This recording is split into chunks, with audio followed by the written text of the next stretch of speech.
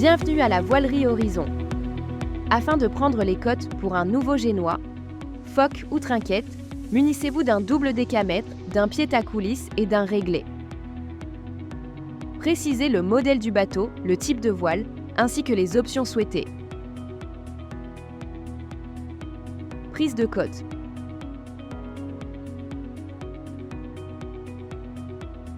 Pour mesurer le guindant disponible LP, fixez le double décamètre sur la manille de l'émerillon de l'enrouleur ou sur la manille de la drisse, comme vous le feriez pour la tétière de la voile. Hissez à max et mesurez jusqu'à la manille du point d'amure. I est la cote entre la manille de l'émerillon ou la manille de drisse, hissée à max, et le pont au niveau du mât.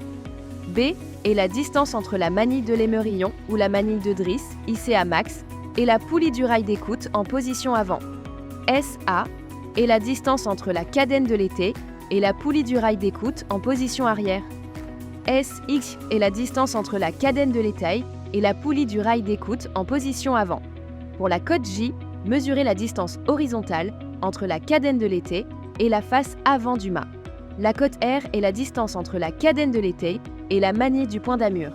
La mesure K est la distance entre la manille du point d'amure et l'entrée de la ralingue dans la gorge du profil. Indiquez les cotes du profil de l'enrouleur.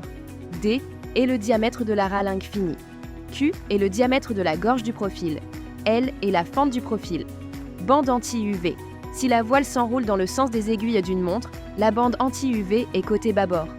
Si la voile s'enroule dans le sens contraire des aiguilles d'une montre, la bande anti-UV est côté tribord. La voilerie Horizon vous propose une gamme variée de voiles d'avant et accessoires adaptés à vos besoins. Merci pour votre visite et à bientôt.